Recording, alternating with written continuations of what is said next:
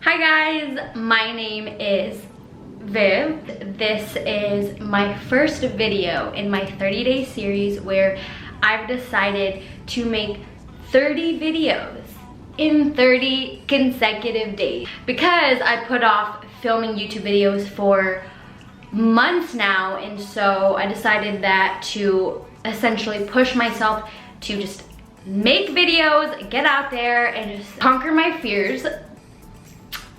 I would make 30 videos on whatever topic that I choose, but just make sure that I film the damn video. So today I have decided for video one to talk about what my experience has been like dating an older man.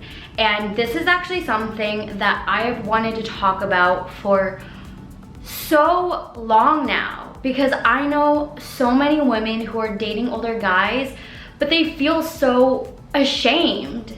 They feel like they don't want to tell their friends, their family, they're embarrassed, there's a lot of stigma, and girl, I totally get it. That is exactly how I felt at the beginning of this year when I started dating my boyfriend, whose name is D. So when I first met D, I had no idea how old he was. I assumed he was 35, 36, because I mean, that's just how old he looks. And I was 24 at the time. So I soon come to find out that he was actually 45. So when he told me that, I mean, I really had no intention of dating him or us being together long term. It was just kind of like a weekend fling. So I was totally cool with him being 45. I was like, all right, well, this will just be a fun story to tell my friends. But we just hit it off so well. And neither of us had expectations of what we wanted or what we were looking for. And I actually think that made, you know, our transition together so seamless and easy.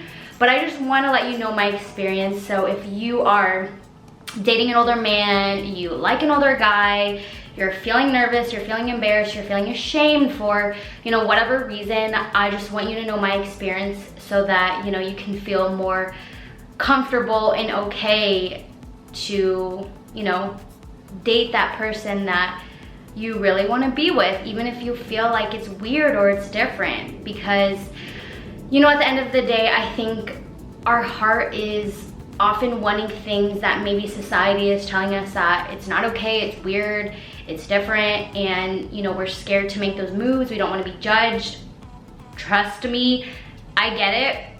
But I think that the most powerful thing that you can do is listen to your heart and listen to your soul and follow what your intuition is telling you, despite, you know, your fears and anxieties.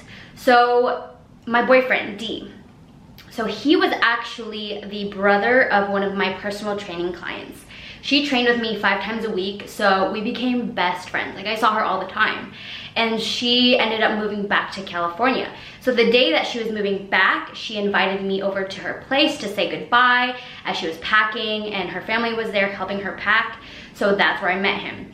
He was wearing a cowboy hat. I think he had like a glass of tequila or some type of alcohol. And like, his energy is so high. He's very playful, very uninhibited, very flirtatious. And so I was just like, oh my God, this guy is crazy. But obviously, you know, it was just her brother. I didn't really care or think anything of it. And he actually reached out to me many months later in January of 2020, and he actually asked me if I wanted to go to the Grand Canyon with him. Like, he was traveling the Grand Canyon, wanted to just make a spontaneous trip, and wanted to know if, you know, I wanted to join him because I lived in Arizona. And my New Year's resolution was to be more spontaneous and daring, because my whole life I feel like I've just been so safe and in a box. So I'm like, shit, you know, random trip to the Grand Canyon with this guy that I barely know, dangerous, but sounds exciting. So I said yes, and we just totally hit it off. Again, like I said, we had no expectations for being in a relationship, being together long term, any of that. It was just very fun, but we clicked so well. So we ended up getting together, and I remember I didn't know how to tell my parents. So I had a picture of me and him like cuddling on my phone background, and I was at my parents' house, and I knew that, you know, my phone, if I got a text, like my mom would see the picture because she's kind of nosy, so like I knew she would see it. So the inevitable happened, the picture popped up, and she was like, "Who is that?"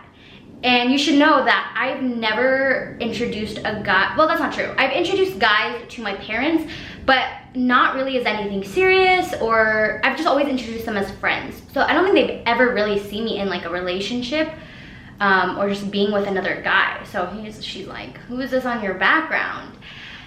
And one of the first things she said was, "He's old."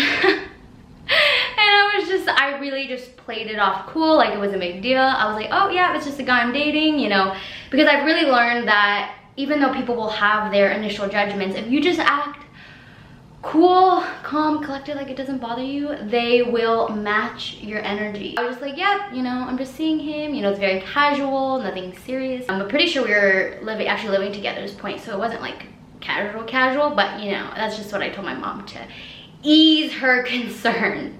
So I was like, "Oh yeah, super casual, not a big deal." So I digress, but the reason why I'm telling you that is because I was just really scared of what my parents would think and what other people would think, and I never actually announced what his age was or our age gap, because I was just scared of the judgments. But he is 21 years older than me. And so when I met him, I was 24 and he was 45, and I thought he was like 35 or 36 because he looks really, really young, especially for his age. Like, he just looks so young. But when he told me his age, again, I wasn't in the headspace that we were gonna be anything long term, so I was like, well, whatever. But you know, once we just started getting more serious and it was clear that this was possibly going to be something long term, I really try not to think about our age gap or, again, make it a big deal, because at the end of the day, our relationship and how we act together is exactly how I have felt with guys my age. And what I mean by that is, you know, I've only dated guys that were within 2 to 3 years of my age, right? So I'm very used to being with guys my age and not being with someone that is significantly older. But I realize at the end of the day, when you connect with another person, you connect with them and you don't see age, you don't see color, you don't see any of that. It's just whether or not you have that connection or bond with someone. So just like I've had connections with previous guys that I've dated around my age, it's the same thing. He's 45, now he's 46, and I just feel like we have such a great connection, and so you just don't really pay attention to age, and you forget that it's even a thing until you make a YouTube video about it. So coming back to, you know, what it's like, what it's been like for me being with an older guy, the first thing that I noticed is that he's had so much life experience. And what I've learned is the more life you experience, the more you know yourself, the more you know what you want, what you don't want, what you like, what you don't like. So just being around someone who's very sure of himself, who's very confident in who he is, who doesn't question life anymore, and is just like relaxed and enjoys life because, you know, he's just seen it all. It's made me more sure of myself. It's made me more confident in who I am. And I don't question life as much as I used to. I just really take it day by day. I think just being around that energy has been so calming and soothing for me, because in the past, like I said, I've been with guys my age, and when you're in your 20s, dude, you're figuring shit out. You're figuring out who you are, what you want, your career. Like, you're just all over the place. And so when you're all over the place and the person that you're with is all over the place, I feel like it's just a mash of confusion. Like, I really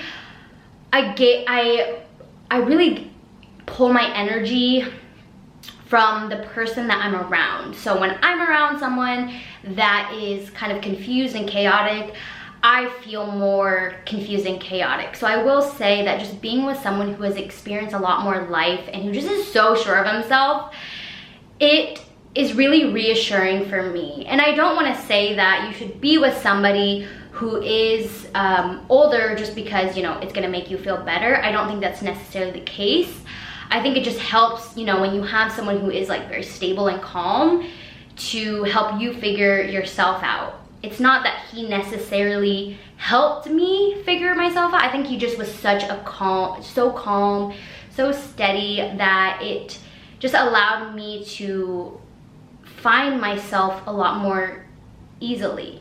So the second thing that I've noticed is that he is really in touch with both his feminine and masculine side. I don't know if this is a function of age, but I really feel like guys in their 20s or maybe even 30s are, a lot of times I feel like they overcompensate in their masculinity because they want to, you know, prove themselves. They want to be the big muscular guy. They want to be successful in their career, and you know, I think their ego shows up a lot more when they're younger, which I mean is totally fine. I feel like I can absolutely relate to that. I'm in my 20s. But what I found with D is that, you know, it sounded like he was very much in his masculinity when he was in his 20s and 30s, just like kind of trying to prove himself. And I feel like when you become more comfortable in who you are, you stop feeling the need to, I guess, project your masculinity. You understand that there's a place for both masculine and feminine energy. Feminine energy being just, you know, being able to listen to someone, being able to be compassionate, being able to, you know, be sad or not push away your emotions thinking that it makes you weak. I feel like he's just very true to himself. He doesn't overcompensate for or try to just be over manly. I will say I don't feel like I generally date overly masculine men. I just don't attract that energy. But I do feel like guys my age have a harder time being in their feelings and helping you through your feelings, because like if you don't know your own feelings, it's kind of hard to help someone be there for theirs.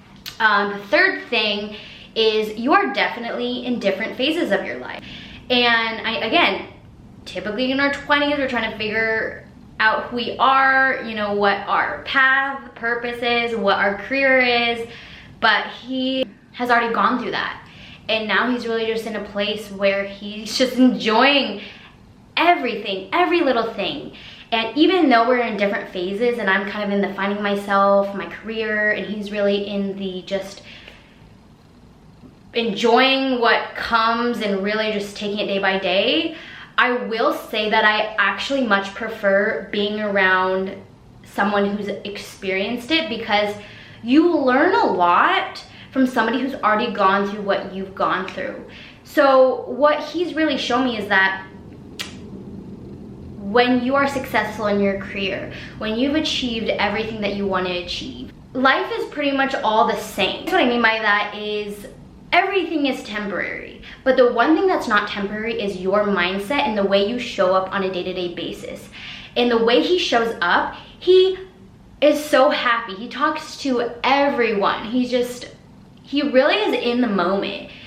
And I find that when we're younger, we're often not in the moment. We're often in our head, we're often in our anxieties, and we try to figure out life and we try to think our way through life.